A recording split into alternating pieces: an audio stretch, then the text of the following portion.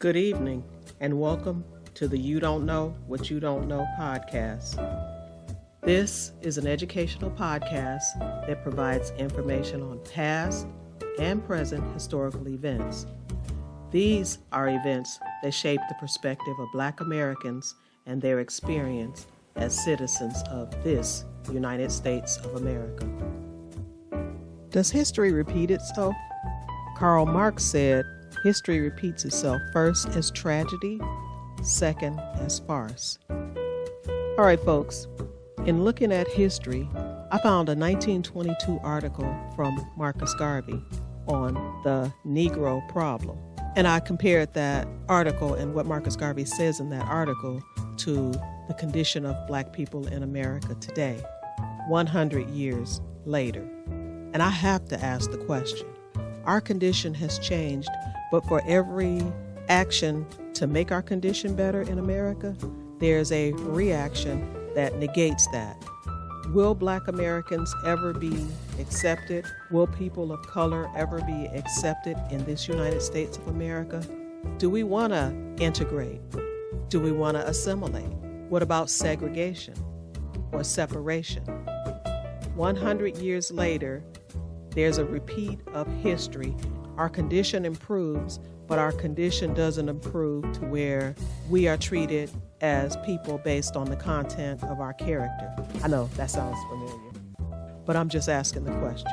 Sister Cleo and I wanted to discuss those four options. I'm going to repeat them several times. Assimilate, integrate, separate, segregate, and I'm going to add a fifth one, nothing. What is it we as Black people in this United States of America, what should we do today? Good evening, folks. As usual, Sister Cleo and I were sitting talking about the condition of Black people in America.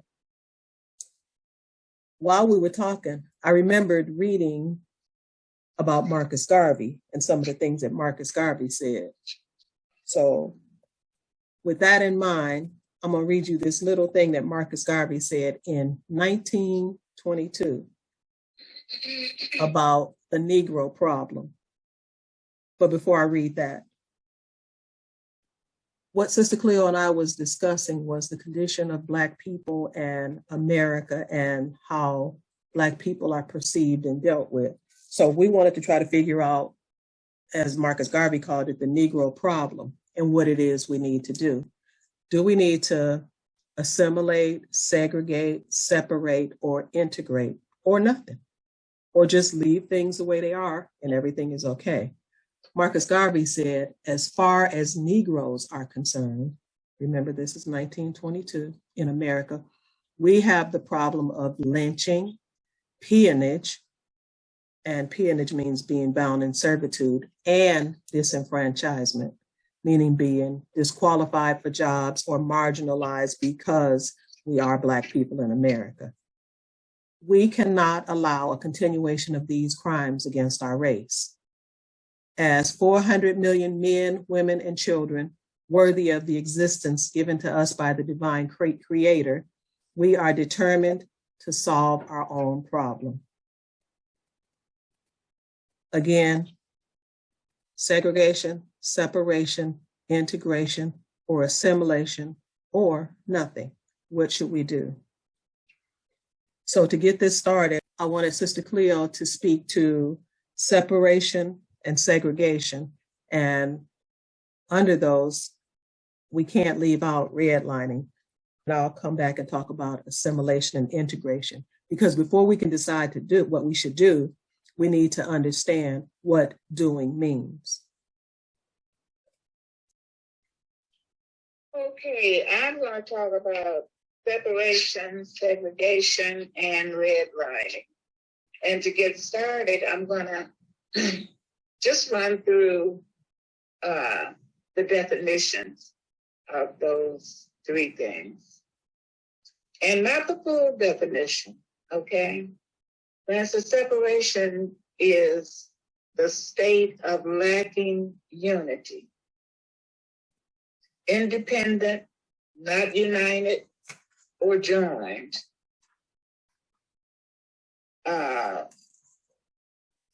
coming apart, breakup, detachment.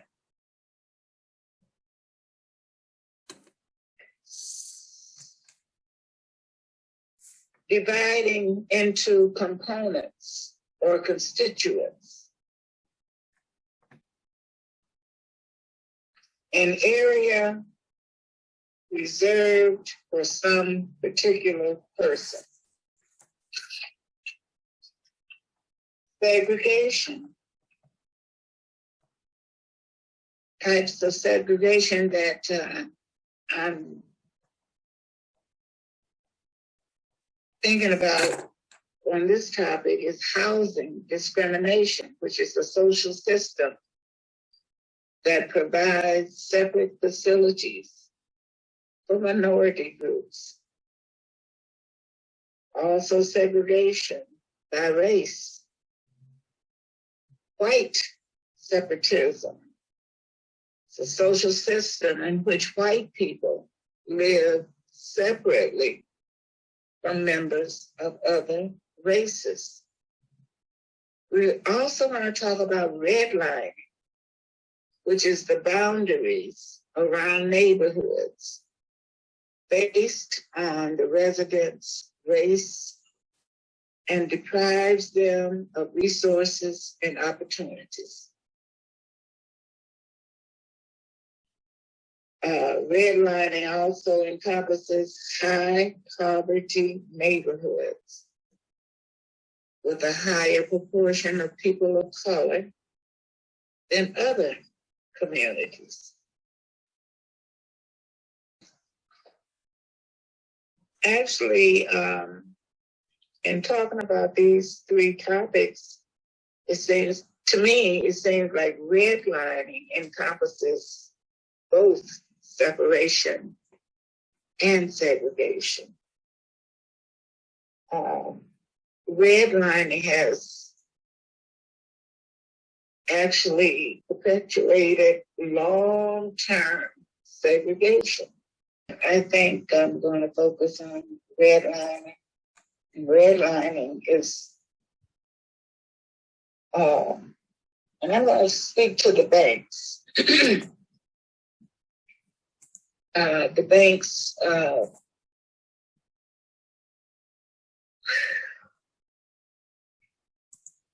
instance, if you go to a bank back 50 years ago, even now, we don't want to believe it, they have their own method of deciding who they'll give a loan to. And basically, that's when what we call redlining comes into play, when the banks have, and this is 50 years ago, and I'm saying it's still happening, but anyway, they have an area that they outline certain neighborhoods, and based on the residents' race and depriving them of certain opportunities, depriving them of being able to live where they want to live.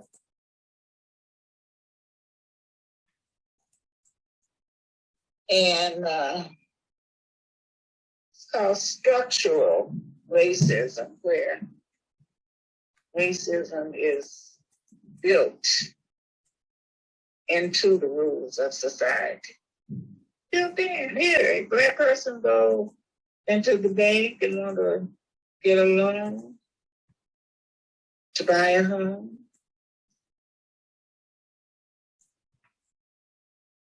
They have certain boundaries where you are able to live.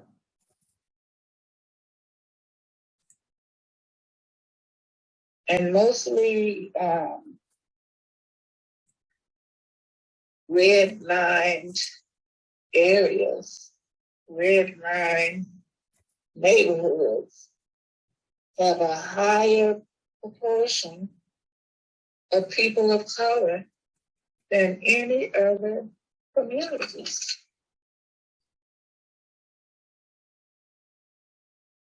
So back in the day, in the 1930s, the government formed an agency called the Homeowners Loan Corporation. And that was the federal government. And it was supposed to be to refinance mortgages with better terms. So in order to decide what loans that they would guarantee, they decided they would put neighborhoods into certain categories, mostly showing the type of people who live there. And they also included certain racial detrimental influences with racist descriptions. And this is all legal. So as a result of redlining, people of color are denied access to so-called desirable neighborhoods. People of color are denied loans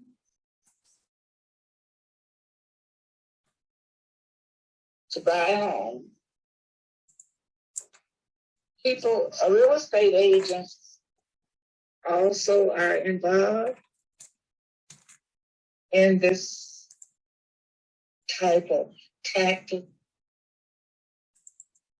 And some of the things that they help to perpetuate would be blockbusting, contract selling, and racially restricted covenants. All this to enforce neighborhood segregation. And to this day, white residents are provided more resources and more opportunities when it comes to buying homes. Neighborhoods that were redlined in the 1930s have higher rates of poverty today. 90 years later. And 3 out of 4 neighborhoods in the U.S. redlined in the 30s are still low to moderate income today. 2 out of 3 of the neighborhoods are predominantly populated by us, people of color.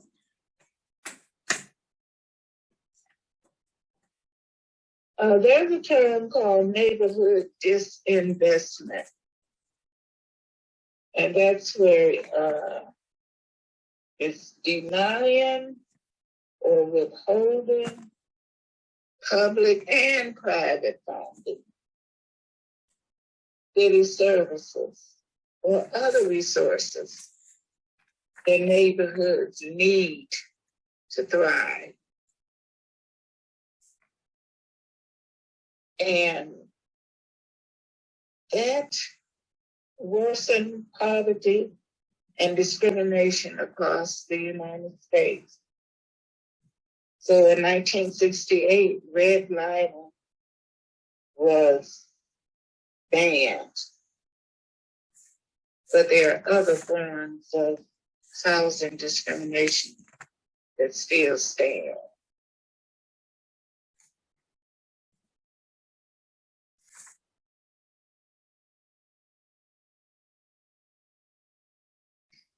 I should have just given one name to my topic today, and that one name would be redlining, because it includes segregation and separation. You can't, they can hardly be separated.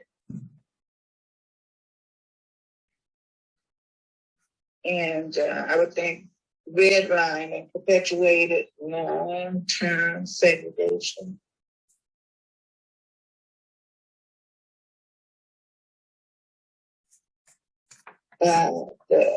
I think, I don't know if I mentioned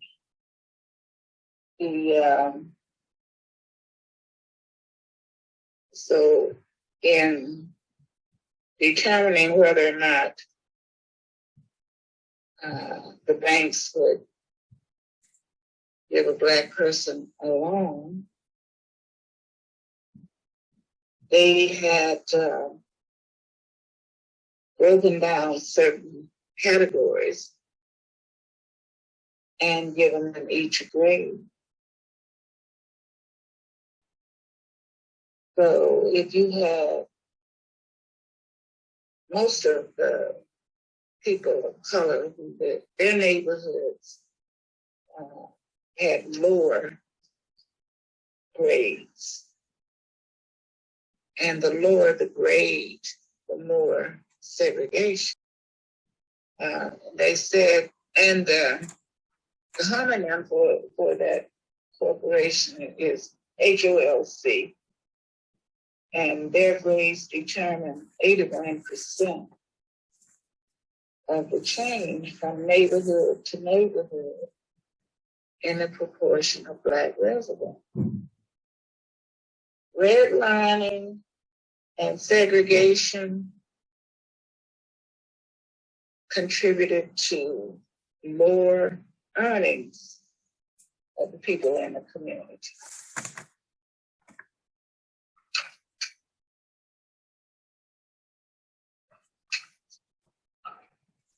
Also contributed to worse health outcomes.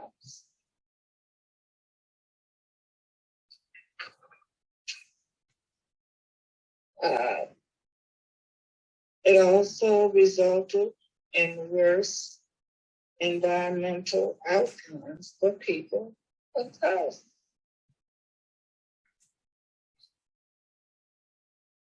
And disparities in income. That's why redline, an area that was redlined in the 1930s, did not prosper. Didn't prosper. Redlining and segregation have impacted violent crime and police violence.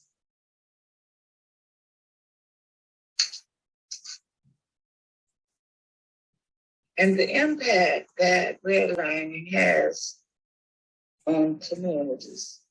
Well, as you can see, looking back in 1930s to now, redlining, the impact on that redlining has are long-term and wide-ranging. It affects housing policies, insurance, and lending.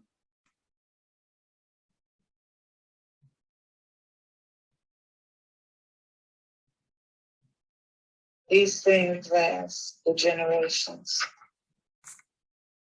So I was thinking when you were saying redlining and segregating, and I was looking at what that makes. And what it makes is you end up with a poor part of town. You end up with a group of low-income people. You end up with high crime. You end up what we commonly know today as the ghetto. So it looks to me like redlining and segregation was a way to push, and it's usually one ethnic group. I think in Germany or in Europe they had ghettos, but those were mostly where the poor people, the Jewish people, poor Jewish people lived in the ghetto. So I guess we took that model and we redlined communities, mostly African American people, into ghettos, and that's why we have so many today. And again, they were blocked from funding, so they could never really do any more. And I'm assuming that that has to do with education, because we know in, what do you call it, separation or segregation, when we started to have, before schools were segregated, they weren't separate and equal.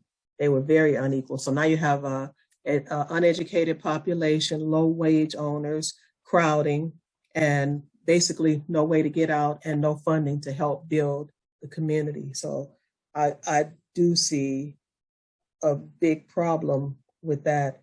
But so do you think that we should continue to segregate now that we have more educated folks and we kind of see where this has led us? Because like you said, over 90 years. So we see where this redlining segregation has led us. So how do you feel about the segregation, redlining, separation? Is that a viable solution for Black people? I think it is. In one way, I do. Because I think we should think of it in terms of building together, where in the past, it's segregation has been thought of, well, in a negative sense. They thought, just keep them here, just keep these people in their place. With the people, with Black people thinking that success lies in integrating and moving into areas where white people are. I think now we have a different way of thinking. We don't feel like success means I got to move next door to somebody white or in their community. I got to mix and mingle.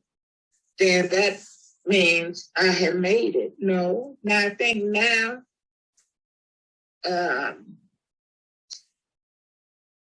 African American people are saying we can live together with people that look just like me.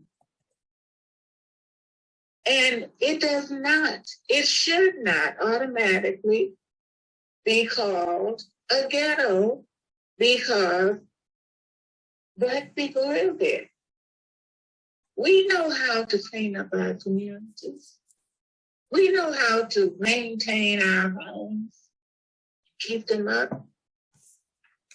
Who says that success for Black people or any people of color, I'm going to say Black people, who says that success is living next door to somebody white, working for somebody white? So I just think that our thinking has changed, where we used to feel like we had to strive to get to that white community because it looks so much better than ours. And because that's what success was, to live there in Toledo, Ohio. Success was living in Ottawa Hills, River Road. Is that really what success is? I love living in my own, in a community where people look like me. Now, I don't care if some other race moves in. That does not bother me. The problem in these United States is when we, Black people, move into a white community, a white so-called wealthy, well-off community. Why should I work all my life and strive so I can live near white people? I don't have anything against white people, but why should I do that? And I think that's the way our thinking has changed. And, I'd like to hear more from our listeners on that point. Me too, Sister Clara. We're going to have to make sure once we get these definitions and thoughts out, we're going to have another YouTube meeting, Zoom meeting, where people can call in and discuss, because I think it would be a very interesting conversation. And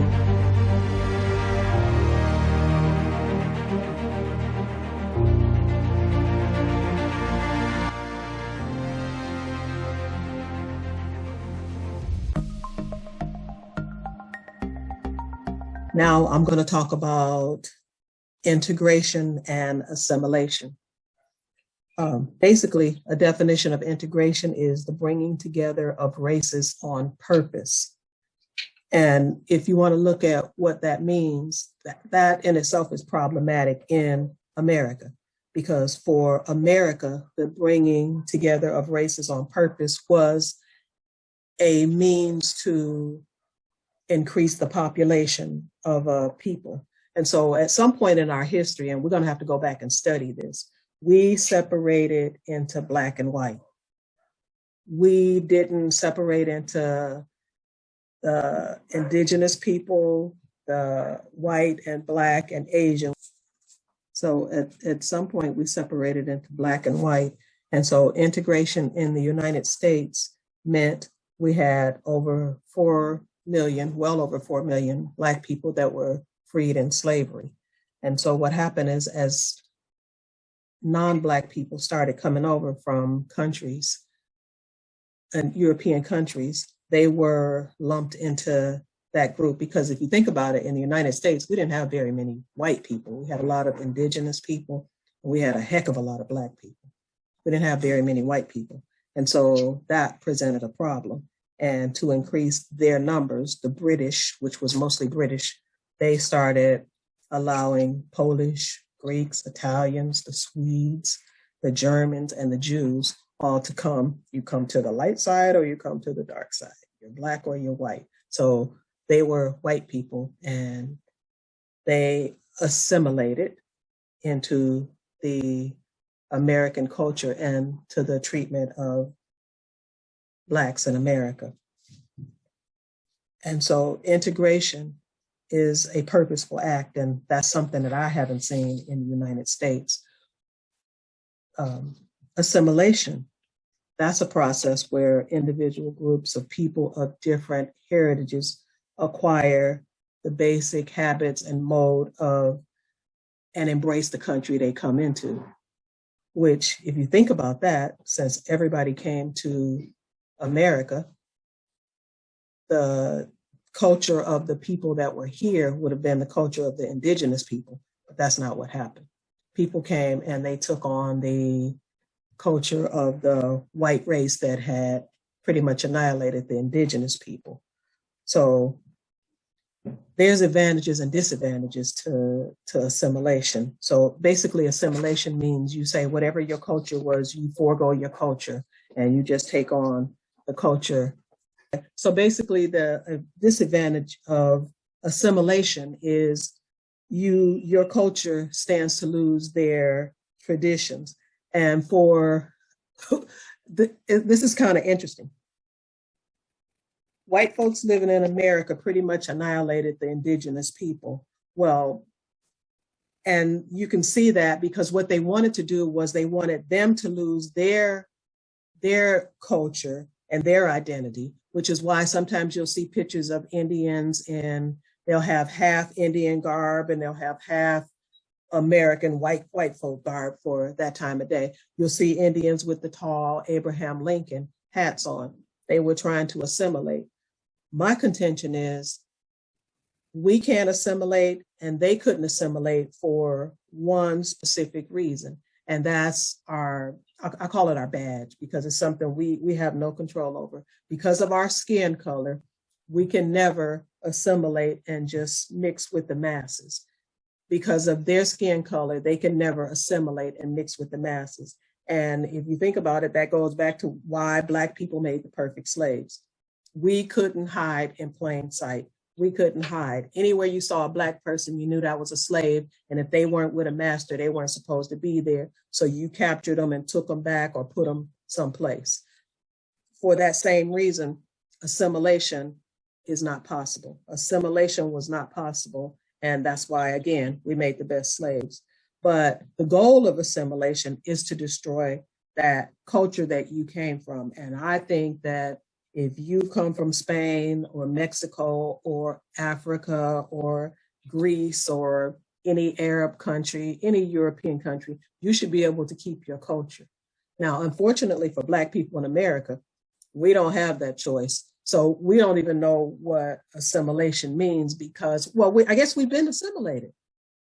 We have been assimilated. We have taken on the American culture. And for the vast majority of Blacks in America, we have no connection to Africa, to our tribe, to our heritage. So we were assimilated, not by choice. Assimilation can be different things. It doesn't necessarily have to be race because it can be socioeconomic, it could be geographic, and assimilation goes back to redlining. So if you move into, I moved into this Jewish neighborhood, right?